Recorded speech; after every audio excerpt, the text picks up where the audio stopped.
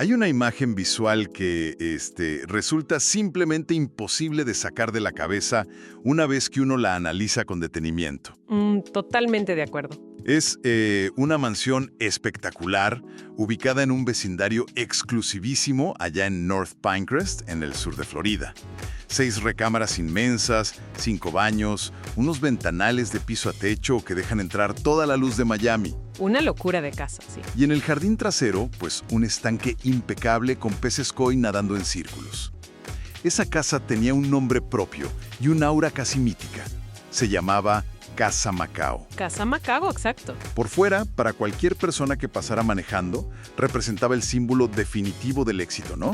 La prueba arquitectónica de que quien vivía ahí había conquistado el mundo. Claro, la fachada perfecta. Pero por dentro, detrás de esos ventanales gigantes, era el escenario silencioso de una familia que se estaba fracturando en 1000 pedazos, y de la manera más lenta y dolorosa que se pueda imaginar. Es que el contraste entre esa fachada luminosa y la oscuridad interior está cañón. Principalmente porque, la dueña de esa casa era la mujer que le estaba enseñando a millones de familias latinas cómo hablar abiertamente de sus traumas. Exacto. Era la figura que guiaba a la audiencia sobre cómo enfrentar dinámicas tóxicas, mientras en su propio comedor reinaba un silencio absoluto respecto a sus propios demonios. Es una dicotomía brutal. Ok, vamos a desempacar esto porque hay muchísimas capas que quitar. Nuestra misión en esta inmersión a fondo es analizar la transcripción de un documental revelador de YouTube que se llama La casa de Cristina Saralegui. Que es una fuente buenísima, por cierto. Sí, muy reveladora. Nos da un acceso sin precedentes para entender esta monumental paradoja.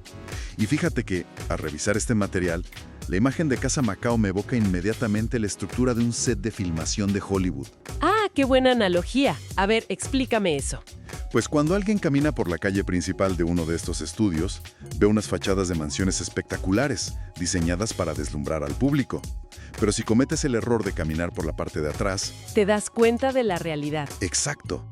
Queda en evidencia que todo está sostenido por unos andamios de madera delgados, podridos, que crujen constantemente y que están a punto de colapsar bajo el peso de esa estructura ilusoria. Esa imagen del andamiaje es la representación perfecta para entender todo este caso.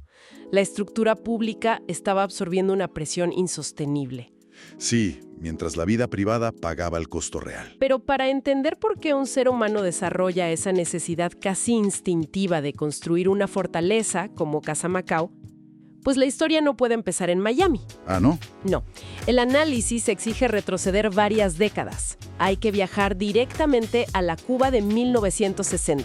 Y ese salto geográfico lo cambia todo, porque es el momento exacto en el que ocurre el martillazo que destruye el suelo sobre el que esta familia estaba parada. Totalmente. Los detalles históricos del documental hablan de una dinastía con un nivel de poder abrumador. El abuelo paterno, Francisco Saralegui, era literalmente el dueño del imperio del papel en La Habana. Revistas, imprentas, todo. Todo. Tenían una seguridad que parecía eterna. Y de repente, a los 12 años, ella se ve obligada a huir a Miami.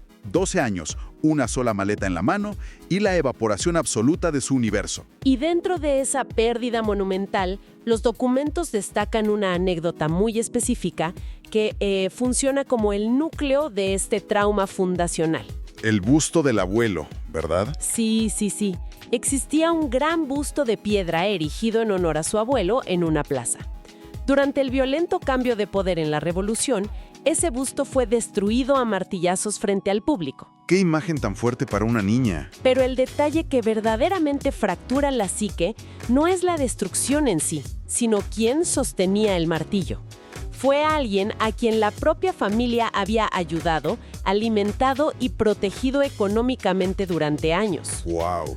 Un nivel de traición que a los 12 años resulta completamente imposible de procesar. Si conectamos esto con el panorama general del desarrollo humano, la neurociencia del trauma nos explica qué suceda realmente aquí. A ver. Vivir un evento así en la preadolescencia instala una lección somática brutal. El sistema nervioso aprende que el suelo puede desaparecer sin previo aviso. Sin ninguna advertencia. Exacto. El cerebro archiva que todo lo que genera seguridad material se puede esfumar en un abrir y cerrar de ojos. Entonces, en la vida adulta, este aprendizaje no resuelto genera una necesidad patológica de control. Una hipervigilancia, ¿no? Disfrazada de ética de trabajo. Tal cual, la imagen de éxito se convierte en el único escudo válido contra la amenaza de pérdida. El subconsciente opera bajo la regla de que, si nadie ve vulnerabilidad, nadie tiene el poder de destruir. Pero, a ver, aquí surge un contrapunto analítico que me parece súper interesante sobre las contradicciones humanas. Dime. Si una mente aprende desde la niñez que absolutamente todo lo material es susceptible a ser destruido en un segundo, la lógica sugeriría que esa persona se aferraría ferozmente a lo inmaterial, ¿no? A las relaciones, ¿quieres decir? Exacto. A la familia, a la pareja, a los hijos. Pero en lugar de eso, vemos una obsesión desmedida por construir otro imperio laboral que al final del día también podía ser cancelado o arrebatado. ¿Por qué apostar por los reflectores y no por el refugio emocional familiar? Es una excelente pregunta. Y el fondo de eso revela cómo opera la ilusión del control frente al trauma. Las relaciones humanas reales son de naturaleza caóticas. Muy impredecibles. Exigen vulnerabilidad, requieren bajar las defensas. Nadie puede controlar matemáticamente lo que un hijo o una pareja van a sentir. En cambio, una carrera profesional opera bajo métricas tangibles. Claro, el rating, las ventas. Si trabajas 16 horas diarias, obtienes un resultado medible. Para una mente aterrorizada por la imprevisibilidad, el trabajo compulsivo se siente como un refugio. ¿Donde el esfuerzo equivale a protección? Exacto. Y esa obsesión incesante la llevó a la cima absoluta del mundo televisivo. Pero fue exactamente ese reflector tan potente lo que creó un punto ciego devastador dentro de su propia casa. Y vaya punto ciego, o sea, era del tamaño de un estadio. Especialmente cuando dimensionamos el nivel de éxito del que habla el documental. No fue solo un programa exitoso. Fue un fenómeno sociológico. Estuvo 21 años ininterrumpidos en Univisión, 12 premios Emmy. Llegó a captar la atención de 100 millones de espectadores semanales. Una locura. Y no era televisión vacía. Estaba derribando a mazazos los tabúes de la cultura latina en los 90. Sí, temas de VIH, la homosexualidad, violencia doméstica, salud mental. Pero esa ambición titánica por sanar al mundo hispano ya había dejado víctimas. Su primer matrimonio fracasa precisamente por esa dedicación absoluta al trabajo. Y el costo de esa ambición nos lleva a la gran ironía de esta historia. Un contraste que es genuinamente desgarrador. Sí, está cañón. Mientras la figura central está bajo las luces del estudio guiando a madres sobre cómo identificar problemas psicológicos, en el mundo real, lejos de las cámaras, ocurre un evento que desgarra cualquier libreto. Y aquí es donde la cosa se pone realmente interesante. Porque el documental revela una soledad profundísima. El protagonista de este momento es John Marco, su hijo menor. A los 19 años de edad, este joven se encuentra completamente solo en el 5º piso de un estacionamiento público. ¡Qué fuerte! Y en ese momento, experimenta un impulso incontrolable de saltar al vacío. Pero lo verdaderamente escalofriante es lo que hace después. En plena crisis suicida, no llama a su madre. Que era la experta de América en solucionar crisis. Exactamente. Tampoco busca a su padre, ni a sus amigos. En absoluto aislamiento, maneja por sí mismo hasta un hospital psiquiátrico. Sube y firma por su propia cuenta los documentos de ingreso. Es el retrato de la desconexión total. Un muchacho internándose a sí mismo por lo que más tarde se diagnosticaría como trastorno bipolar severo. Es fuertísimo. Esta escena captura cómo la teoría psicológica fracasa cuando choca contra el muro de la propia familia. Ella tenía los mejores psiquiatras a su disposición, conocía el vocabulario clínico. Interrogaba expertos todo el tiempo. Y sin embargo, confesó después que fue completamente incapaz de reconocer los síntomas evidentes de la bipolaridad en su propio hijo. Y para entender esto, hay que analizar la ceguera clínica de los padres. Sí, ¿cómo funciona eso? El trastorno bipolar en jóvenes no siempre es como en los libros. Los episodios maníacos se confunden con rebeldía adolescente y la depresión se justifica como simples cambios hormonales. Claro, se minimiza. Cuando un padre asume la responsabilidad de la salud mental de millones, la mente se niega a aceptar que la catástrofe está ocurriendo en su propio pasillo. Para visualizar este mecanismo, hay una analogía médica que explica perfecto esta disonancia.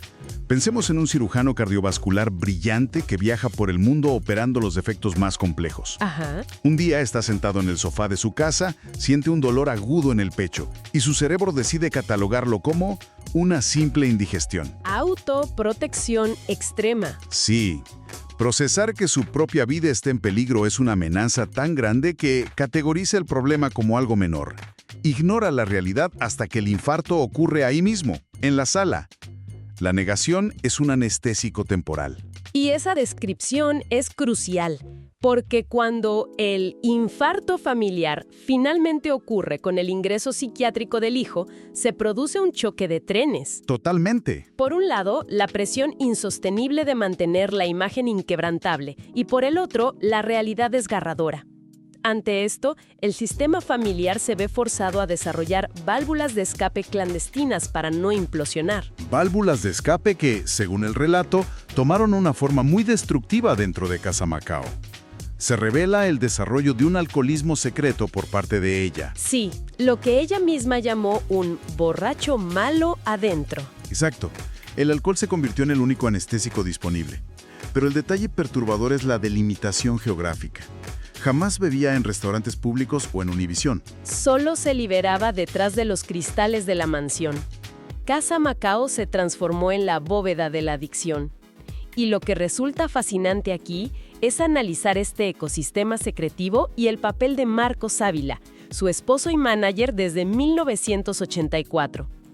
En psicología sistémica existe la homeostasis familiar. Que es mantener el equilibrio cueste lo que cueste, ¿no? Exactamente, sin importar cuán disfuncional sea. Cuando alguien desarrolla una adicción, el resto asume nuevos roles para absorber el impacto. Marcos funcionaba como el gran amortiguador, El escudo protector. para que la máquina principal pudiera seguir operando sin interrupciones. Ser el soporte de una figura idolatrada implica una carga psicológica monumental. Pero a ver, ese análisis sistémico plantea un desafío importante a la narrativa. Generalmente se romantiza a este pilar silencioso, Sí, suele pasar. pero en una dinámica de poder tan asimétrica, donde ella es el ícono y él opera detrás, el prolongado silencio de Marcos exige cierto escrutinio. ¿Fue realmente un esfuerzo desinteresado por proteger el legado? ¿O terminó siendo el habilitador perfecto? Esa es la pregunta del millón. Porque el esconder las botellas y cancelar compromisos con excusas, evitas que la persona enfrente el costo real, permitiendo que la enfermedad avance sin freno en la sombra. Esa es la línea más dolorosa en el tratamiento de adicciones. En la familia, la frontera invisible entre proteger y habilitar. Ambas cosas coexisten. Se retroalimentan, ¿verdad? Sí, en las etapas iniciales, el instinto es crear un refugio seguro. Ocultar el consumo parece un acto de profundo amor, para salvar a la familia de un escándalo. Claro, suena lógico al principio. Pero con los años, ese andamiaje se convierte en una jaula. Impide que la persona sufra las consecuencias naturales, que es el requisito indispensable para buscar rehabilitación. Ese ecosistema cerrado era insostenible. Era una bomba de tiempo. Pero lo fascinante es nuestra capacidad para perpetuar estas estructuras por décadas. Casa Macao podría haber permanecido petrificada para siempre de no ser por un evento sísmico del mundo exterior. El año 2010. Sí, en 2010, ese escudo protector, esa armadura dorada, le fue arrebatada de la manera más violenta posible. La cancelación definitiva de su show. El fin abrupto de una era y el inicio del colapso. Los registros subrayan que no fue un retiro planificado ni una gira de despedida. Fue una destitución fulminante en una reunión gélida con directivos recientes que apenas conocía. Tras 21 años de liderazgo, le dijeron, el programa termina aquí. ¡Qué golpe tan duro! En entrevistas, ella confesaría que al salir de esa oficina se sentía literalmente del tamaño de una hormiga. Es que lo que se destruyó ahí no fue solo su ingreso o su espacio televisivo. Se le arrancó el exoesqueleto que la mantenía en pie. Su razón de ser. Durante 2 décadas, el show fue la excusa existencial perfecta para proyectar invulnerabilidad. Al perder esa estructura, chocó de frente con el vacío en Casa Macao. Sin luces, sin guiones, sin público que salvar. Solo quedaba el eco de una mansión vacía, las botellas acumuladas y el rostro de un hijo intentando sobrevivir a su laberinto psiquiátrico. Y ese derrumbe marca el inicio de la verdadera reconstrucción.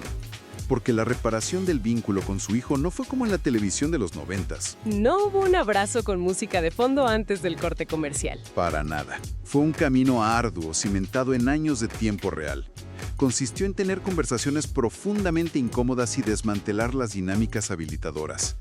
Aprender a estar verdaderamente presente acompañando el dolor. El reto consistió en matar a la experta infalible de su mente para darle espacio a la madre vulnerable. Exacto. Significa abandonar la compulsión de dar respuestas prefabricadas y empezar a tolerar la angustia de escuchar los silencios de la enfermedad mental. Y toda esta odisea tiene un desenlace muy simbólico. Llegando al 2022, la familia toma la decisión de poner a la venta Casa Macao. Y la venden rapidísimo, en un mes, por $6.5 millones. Entonces, ¿qué significa todo esto a la luz de lo que ocurrió adentro? Pues mira, interpretar esa venta como una simple transacción inmobiliaria es ignorar la dimensión poética. A nivel psicológico, representa el acto supremo de soltar. El cierre definitivo. Sí, es la niña de 12 años que perdió su refugio en La Habana, que dedicó su vida a edificar una fortaleza amurallada creyendo que el cemento garantizaba seguridad. Y se dio cuenta de que no. Al venderla, internaliza que la seguridad genuina no emana de 6 recámaras. Descubre que la única protección duradera proviene de la capacidad de ser radicalmente vulnerable ante quienes se ama. Es como si entregara voluntariamente el escudo pesado que la había protegido y asfixiado al mismo tiempo. Y su impacto sociológico posterior es fascinante. Cuando hizo reapariciones públicas, habló abiertamente frente a las cámaras sobre su colapso en el alcoholismo. Admitió la negligencia inicial ante la crisis de su hijo. Mostró las cicatrices. Sí. Y al mostrar esas cicatrices de su propio fracaso, es muy probable que haya generado un beneficio sanador para la sociedad mucho más profundo que décadas de su programa perfecto. Demostró que la reconstrucción es posible. Incluso cuando el fracaso explota en el hogar de quien todos consideraban infalible. Ese nivel de honestidad ilumina una gran lección. La vida real no obedece a la ficción.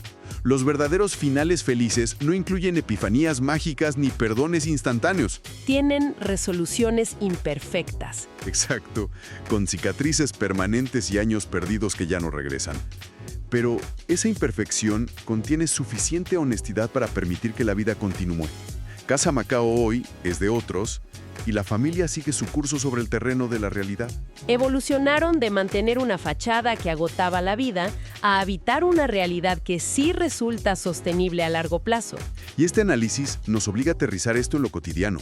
Porque el peligro es ver esto solo como el drama de figuras públicas millonarias. Sí, como si estuviera lejísimos de nosotros. Pero el mecanismo de defensa que operó en ella es parte de casi cualquier ser humano. Es muy probable que, para quienes escuchan hoy, estén levantando los muros de su propia versión de Casa Macao en este preciso momento. El instinto de construir fortalezas para evadir el sufrimiento es una respuesta universal. Y la mayoría no valen millones de dólares, pero funcionan igual. Para algunos es acumular títulos universitarios sin parar. Para otros es llenar la agenda de trabajo de tal forma que no quede ni un segundo de silencio. Para no escuchar los propios pensamientos. Totalmente. O una narrativa en redes sociales donde todo es felicidad y vacaciones. Usamos todos estos andamiajes brillantes para establecer una barrera contra las conversaciones dolorosas y enmascarar las grietas que amenazan con derrumbarnos. Porque, seamos sinceros, pintar y decorar el exterior del muro siempre requiere menos valentía que bajar al sótano oscuro a reparar los cimientos agrietados. Es más fácil recibir aplausos por un ascenso en el trabajo que sentarse a ver a la pareja y hablar sobre la distancia glacial que hay en la casa. Sin duda alguna. Y para cerrar esta inmersión a fondo, quiero dejar un pensamiento sumamente contraintuitivo que desafía la percepción tradicional del éxito. Históricamente, la cancelación de su show en 2010 se vio como una tragedia monumental. Como el punto más bajo de su carrera. Una humillación corporativa imperdonable. Pero, considerando los mecanismos psicológicos de los que hemos hablado, ¿no existe la posibilidad de que esa cancelación devastadora haya sido en realidad la intervención salvavidas que llegó justo a tiempo? Es una perspectiva fascinante. Ver un desastre corporativo no como injusticia, sino como el único bisturí capaz de extirpar una dinámica letal. Si el rating se hubiera mantenido y el programa hubiera seguido 10 años más demandando su atención, proveyendo esa armadura diaria, es altísimamente probable que el alcoholismo y la distancia hubieran destruido a la familia por completo. Sin retorno. Final del día, el verdadero acto heroico no es seguir pintando la fachada de un set de Hollywood para que el público aplauda. Es apagar los reflectores, caminar hacia atrás, ver los andamios podridos, tomar el martillo y reconstruir desde cero. Para que la estructura sea genuinamente segura. Y permitir que las personas que habitan adentro finalmente puedan respirar y estar a salvo.